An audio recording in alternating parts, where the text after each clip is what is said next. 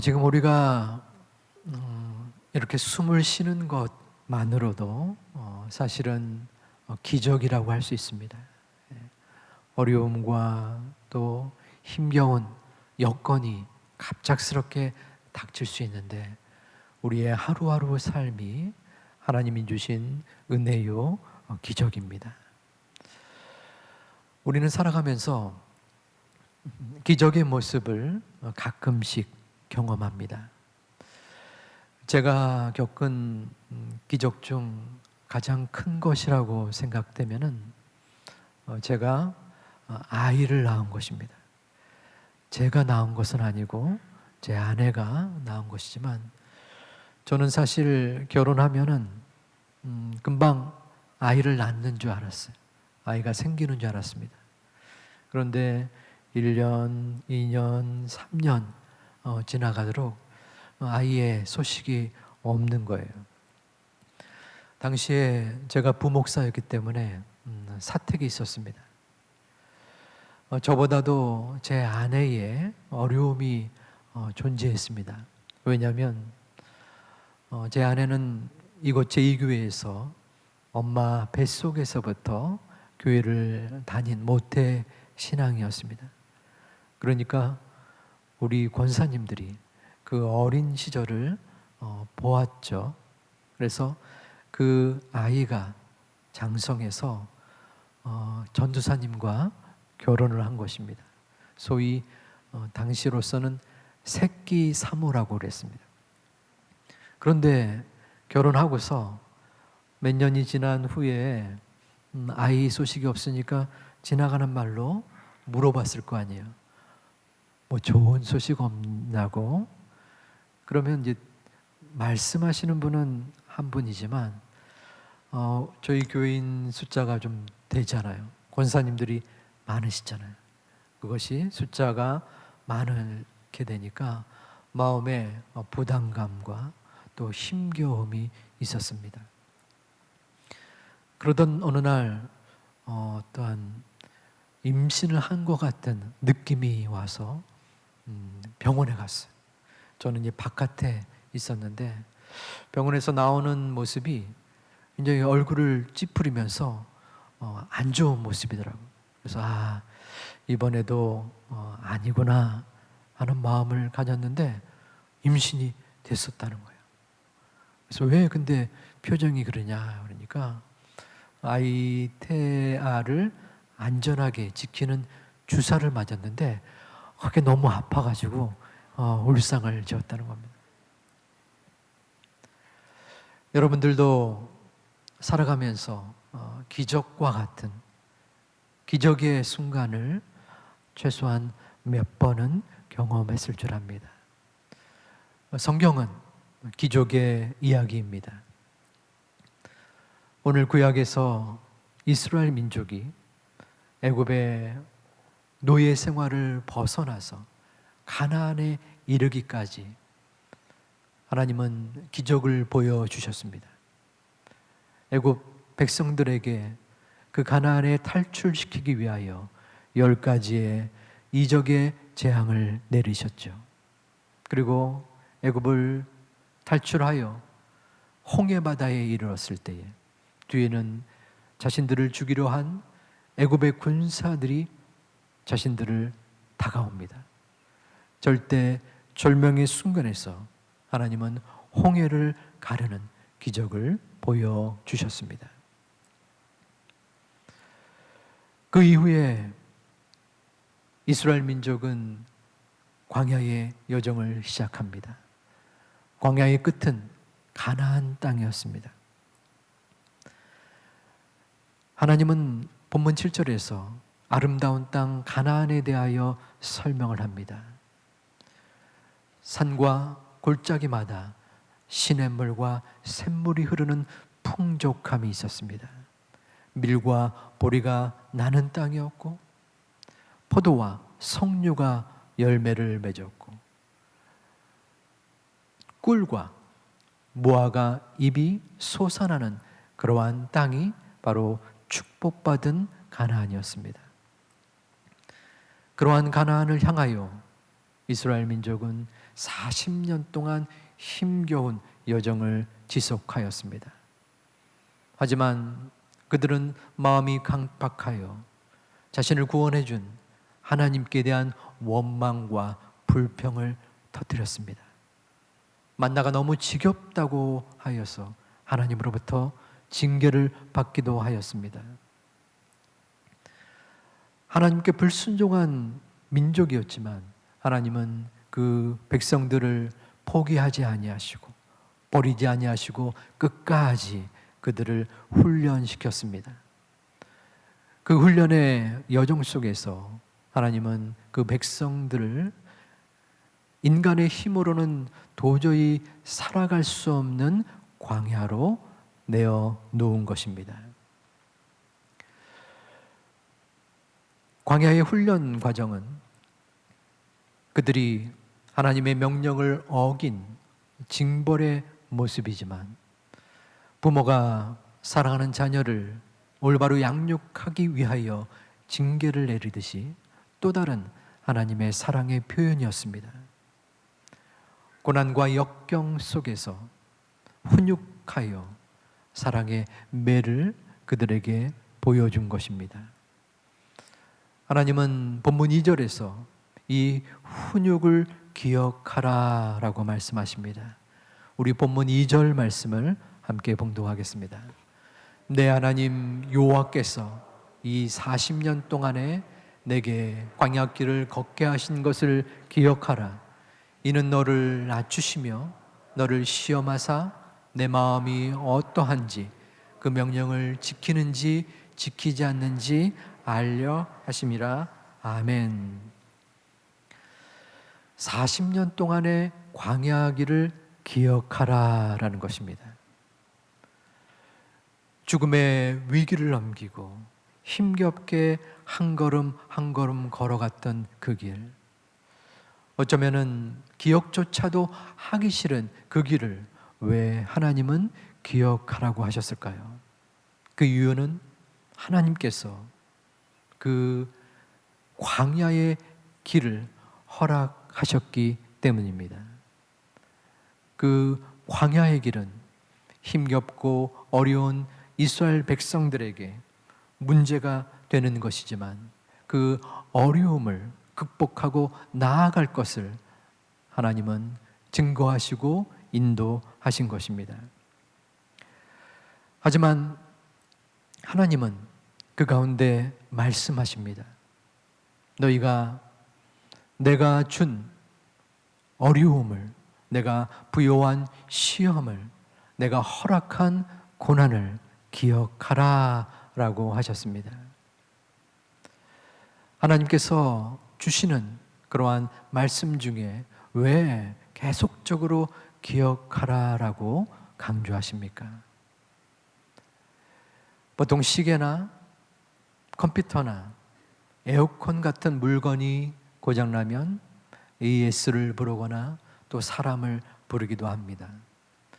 물론 전문가가 그것을 잘 고칠 수 있지만 제일 잘 고칠 수 있는 사람은 아마도 그것을 만든 사람일 것입니다. 하나님은 우리 인간들을 만드셨습니다. 창조하셨습니다. 그러기에 하나님께서는 우리들을 너무나 잘 아셨습니다. 가나안 땅이 저기 있다. 그곳을 향하여 나아가라 라고 하셨고, 하지만 그 가나안을 덥석 그들에게 줄 경우 그들은 하나님의 은혜를 잊어버릴 것을 아주 명확하게 인지하고 계셨습니다. 그들은 자신의 역량으로, 자신의 능력으로 이스라엘 그 민족이 애굽을 탈출하였고, 그래서 가나안에 입성했다라는 그러한 자만심과 교만이 그 마음속에 있는 것을 하나님께서는 미리부터 알고 계셨습니다. 그렇기 때문에 이스라엘 백성을 낮추셔서 그들에게 아픔을 허락하기 위하여 광야로 내몬 것입니다. 광야는 히브리어로 미드바르라고 합니다. 이는 하나님이 말씀하시는 곳이라는 뜻입니다. 다시 말해 광야는 하나님께서 자신이 가장 중요한 메시지를 말씀하시는 장소가 되는 것입니다. 그러기에 보잘것없는 그 광야에 하나님의 사람이라면 누구나 거쳐갔나 봅니다. 사람의 눈에 볼 때는 볼품없어 보이는 그 광야가 하나님의 사람으로 만드는 훈련소가 되는 것입니다. 지금 여러분들이 걷고 있는 광야는 무엇입니까? 내 눈앞에 보이지 않는 이 험난한 지금의 모습과 미래가 여러분의 광야일 수 있습니다. 내 자신과 가족의 건강의 문제, 내가 그토록 가기를 원했던 시험의 실패, 혹은 그 누구에게도 말할 수 없는 탄식의 기도를 가지고 있는 분이 계실 것입니다. 혹은 내 배우자나 가족 간, 자녀와의 관계의 어려움으로 인한 문제가 그 광야의 길일 수 있습니다. 그 광야의 길을 걸어가면서 여러분들은 어떠한 생각이 드십니까? 고민과 고통 속에서 한숨 쉬면서 어쩌면 눈물을 흘릴 것입니다. 절망 앞에 사로잡혀 내 마음에 떨어진 자존감의 바닥을 보면서 불안과 걱정 속에서 두려움이 엄습하는 것을 느끼기도 합니다. 순간적으로 해서는 안 될 극단적인 선택을 할 때도 있음을 부인하지 못합니다. 광야의 여정을 걸어가면서 드는 또 다른 생각은 과연 하나님이 나의 마음과 생각을 알고 계시는가? 혹은 하나님께서 나를 바라보고 계시며 나를 향한 계획을 갖고 계시는가 하는 의구심입니다. 그 이유는 지금 내 눈앞에 보이는 어떠한 해결책이 보이지 않고 내 앞에는 험난한 광야와 막막하고 메마른 땅밖에 보이지 않기 때문입니다. 도대체 하나님은 어디에 계시며 나를 신경 쓰고 계시는가 하는 마음속에 괴로운 심정이 우리를 괴롭히기도 합니다. 그럴 때에 여러분들은 어떠한 마음을 갖고 계십니까? 그 어디에도 있지 않을 것 같은 주님을 생각하며 여러분들은 누구를 의지하며 누구를 바라보십니까?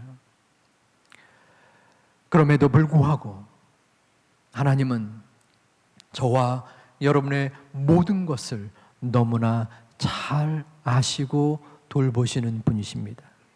왜냐하면 하나님께서 우리를 광야로 두셨기 때문입니다.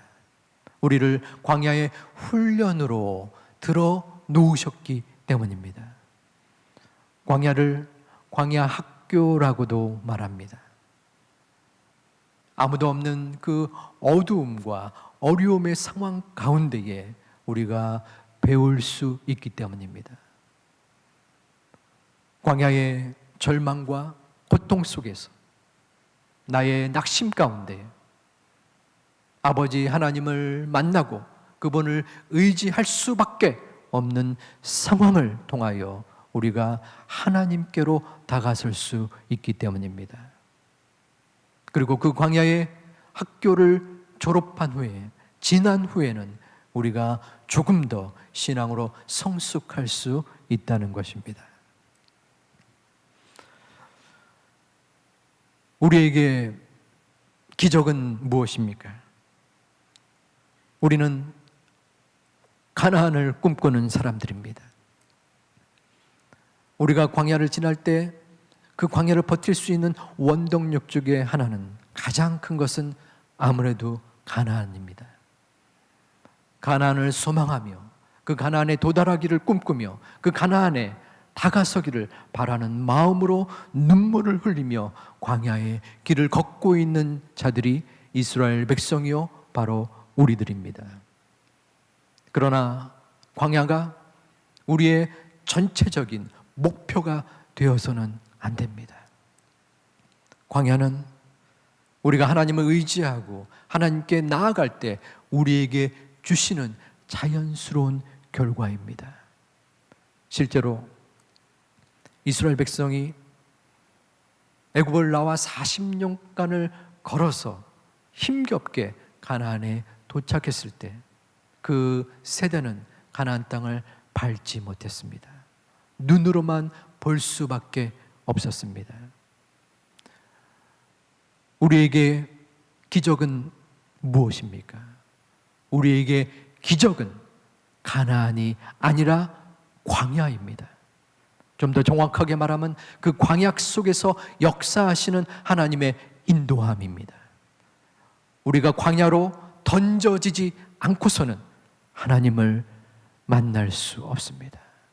광야는 하나님을 만나는 축복의 장소입니다.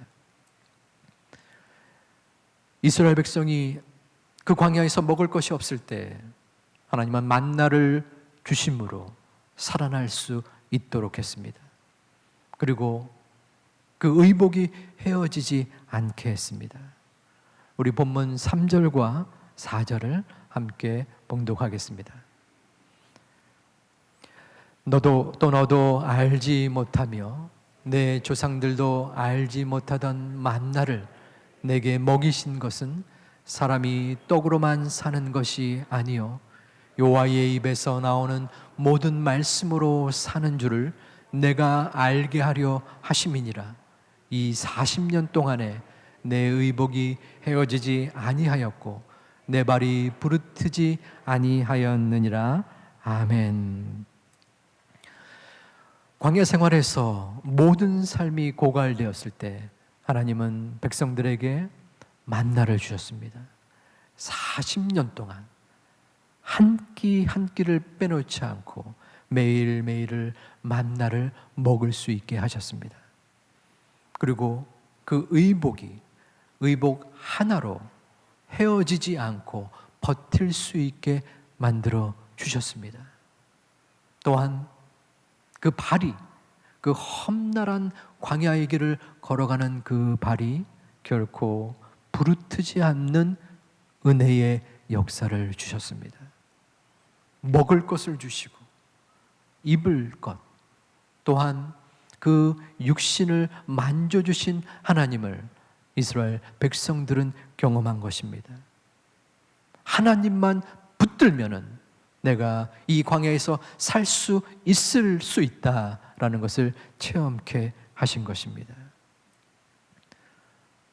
우리에게 기적은 가나안이 아닙니다. 우리가 가나안을 목표로 삼으면 그 목표가 이루어지지 않을 때 우리는 실망하고 좌절하게 됩니다. 하나님이 우리를 돌보시는 것이 아니라 우리가 하나님을 이용하고 활용하는 셈이 되는 것입니다.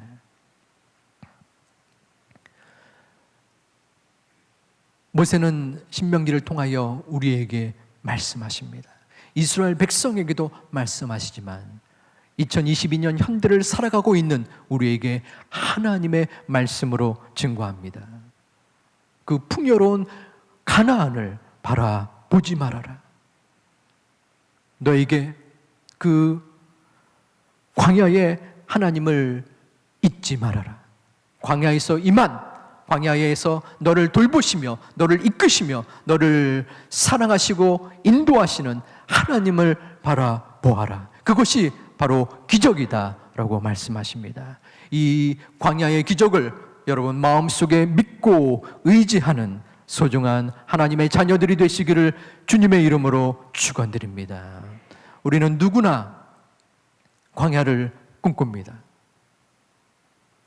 좋은 학교, 좋은 직장에 들어가기를 소망합니다. 뭐니 뭐니 해도 뭐니가 최고다.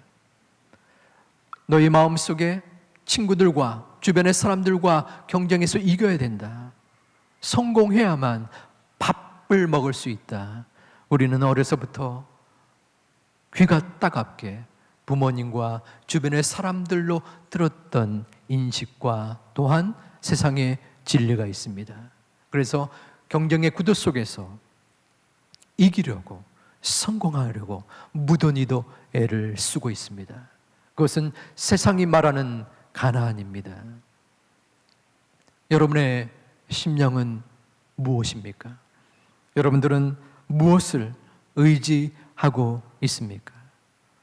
우리는 가나안을 추구하지만 그 가나안에 매몰될 때는, 그 가나안에 집중할 때는 그것이 잘못된 기복 신앙으로 흘러갈 수 있습니다. 물론 당연히 우리는 연약한 인간으로서, 자녀로서 아버지 하나님께 우리의 모든 것을 간구해야 됩니다. 그러나 그것이 우리의 인생의 최종 목적이 되어서는 안 됩니다. 우리의 인생의 목적이요, 우리 삶의 목표는 오직 하나님이십니다. 우리의 삶 속에 역사하시고 그 가나안을 향하여 나아가는 이스라엘 민족 가운데 함께 하신 그 하나님을 우리의 마음속에 믿을 때, 의지할 때 그것이 바로 기적입니다. 우리는 세상의 가나안을 탐하는 자의 자리에 들어갈 수는 있으나, 그것을 마음속에 희망하고 바랄 수 있으나 항시라도 매 순간마다 우리 자신을 조심하며 기도하며 나아가야 합니다. 아버지 하나님, 제가 가나안을 소망합니다. 가나안이 나에게 오면 좋겠습니다. 가나안을 어서 빨리 도달했으면 좋겠습니다.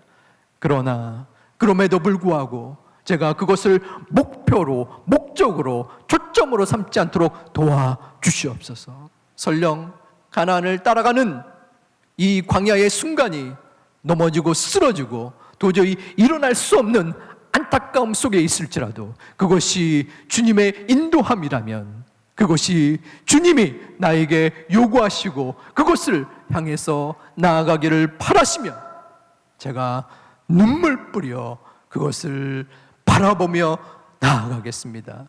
주님 앞에 우리의 마음을 가나안으로 향하는 것이 아니라 광야에 함께 하시는 하나님께로 향하는 주의 자녀들이 되시기를 주님의 이름으로 축원합니다. 우리의 모습을 다시 한번 바라보아야 합니다. 2010년도에 힐링 도서가 우리 사회에 인기를 끈 적이 있습니다. 2015년에 나온 베스트셀러 중에 하나가 아프니까 청춘이다 라는 책이 있었습니다. 20대 혹은 30대의 청춘을 향하여 권하는 그러한 책이었습니다. 화려하고 진취적인 20대이지만 불안한 마음으로, 또한 여러 어려운 사회적 상황 속에서 시련이 분명히 찾아오기 때문에 그것을 받아들이고 또한 담대하게 이기고 나아가라라는 내용입니다. 그것을 읽으면서 그 제목과 견주어되는 또 다른 문구가 떠올랐습니다. 아프니까 청춘이다. 아프니까 성도이다. 누구나 아픔을 원하는 성도는 아무도 없을 것입니다. 고난을 반가워하거나 그 광야의 자리에 기꺼이 참여하고 싶은 사람 또한 없을 것입니다. 저 또한 아픔의 순간을 힘들어했고, 광야의 여정이 나에게 다가왔을 때 하나님 왜 또? 라는 반문을 던졌고 어서속히 하루빨리 이 광야에서 벗어나기를 소망했던 때가 있었습니다. 하지만 어느 순간 깨달음이 있었습니다. 물론 내가 광야를 벗어나는 때가 나에게 다가올 텐데 그것은 이 땅에 수완을 다한 후이지 않겠는가. 우리의 삶 자체가 광야의 여정이라는 것입니다. 또 좀 엉뚱한 생각을 해봤습니다. 만약에 나에게 로또가 당첨이 돼서 50억이 생긴다면 나는 이 자리에 있겠는가? 모르겠습니다. 있을지 없을지는. 한번 50억을 저한테 주시면 제가 최소한 지금의 마음과 다를 수 있을 것 같은 생각이 들었습니다. 그것은 저의 연약함입니다. 만약에 여러분에게 엄청난 물질이 다가서고 여러분의 모든 문제와 어려움이 해결되고 여러분 앞에 꽃길이 펼쳐져 있고 세상 사람들이 부러워하는 하나님의 축복을 받을 수 있습니다. 그러면 그런 경우에 과연 우리의 모습이 지금처럼 하나님을 향하고 하나님을 의지하고 하나님께 바라는 이러한 모습이 있겠는가라는 것입니다. 그러기에 물론 광야는 너무나 힘겨워서 우리의 고통과 아픔을 수반하지만 어쩌면은 광야는 변장된 하나님의 축복일 수 있습니다. 그러므로 여러분 가운데에 하나님, 이 광야의 여정은 너무 힘듭니다. 제가 감당하기에 벅찹니다. 하나님, 어느 때까지입니까? 어느 때까지 제가 이토록 아파해야 합니까? 라는 마음이 들지라도 우리에게 그 광야를 허락하시고 우리를 그 어려움 속에서도 돌보시고 이끄시는 그 하나님을 바라보며 버티고 견디는 하나님의 권속들이 되시기를 주님의 이름으로 축원합니다. 우리 교회는 2022년 회복을 선포하고 표로 삼고 기도하고 있습니다. 예배 공동체, 소그룹 공동체, 치유 공동체, 그리고 훈련 공동체의 회복과 우리 모두의 믿음의 회복을 소망합니다. 우리는 지난 2년간 코로나로 인하여 힘겨운 여정을 보냈습니다. 어쩌면 광야의 여정이었습니다. 우리의 마음과 우리의 일상을 불안하게 만들었고 우리의 믿음을 움츠리게 만들었습니다. 이제는 그 코로나를 넘어서야 합니다.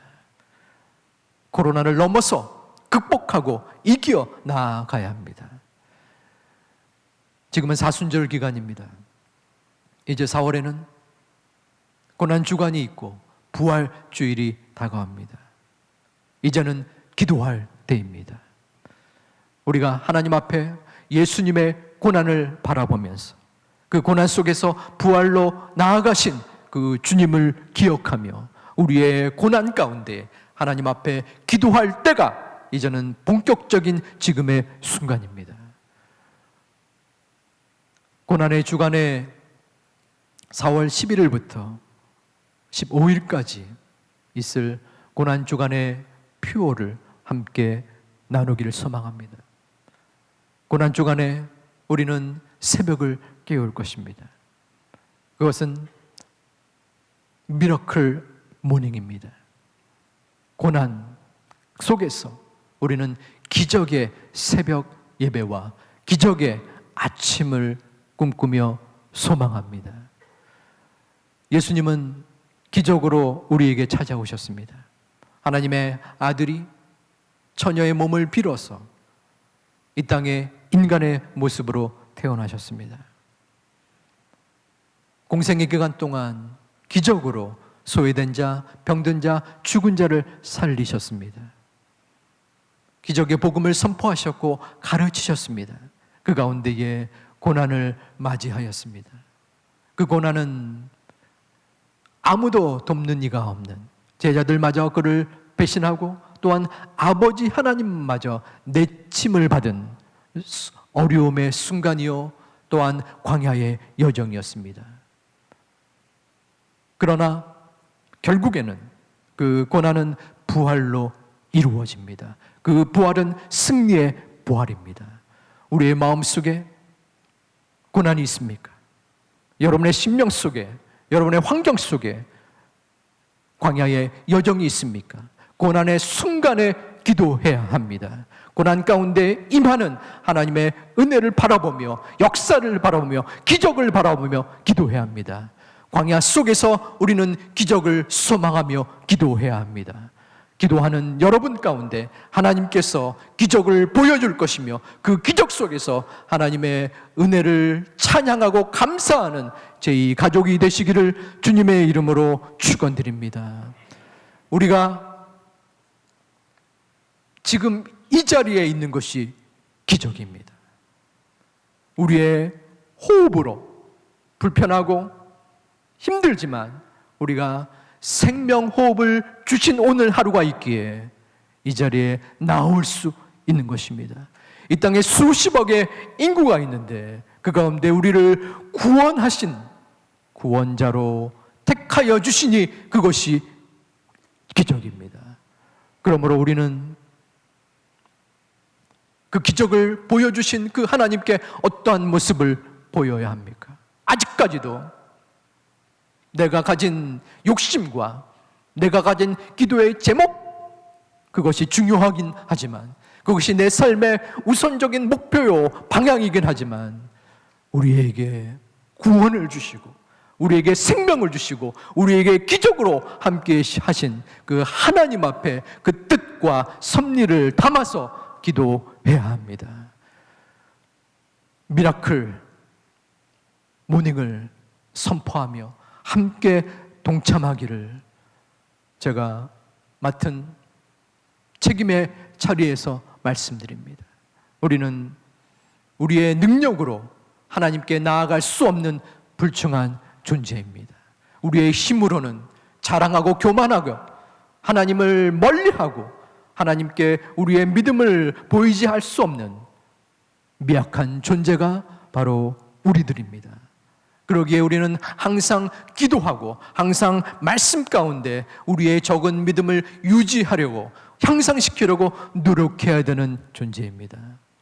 소중한 이번 사순절 기간과 고난의 기간 동안 다시 한번 말씀드립니다. 이 시간 여러분들에게 도전적으로 말씀드립니다. 이제는 기도할 때입니다. 이제는 회복을 위하여 하나님 앞에 기도해야 됩니다. 아버지 하나님, 저에게 하나님을 바라보며 고난의 예수님을 느낄 수 있는 믿음을 허락하여 주시옵소서. 아버지 하나님, 그 풍성한 가나안을 제가 우선적으로 바라보는 것이 아니라 하나님이 나에게 주시는 그 광야의 하나님을 느끼며 하나님만으로 만족할 수 있는 종이 되게 하여 주시옵소서. 믿음의 사람이 되게 하여 주시옵소서. 고난의 주님을 바라보며 고난 주간의 새벽을 깨우는 기적이 있게 하여 주시옵소서. 그리하여 내가 바라고 소망하는 그 어떠한 기도의 제목을 하나님이 기뻐 받아주시고 나의 바람과 나의 소망과 나의 의지와 상관없이 주님의 은총을 경험하는 하나님의 사람이 되시기를 주님의 이름으로 축원드립니다.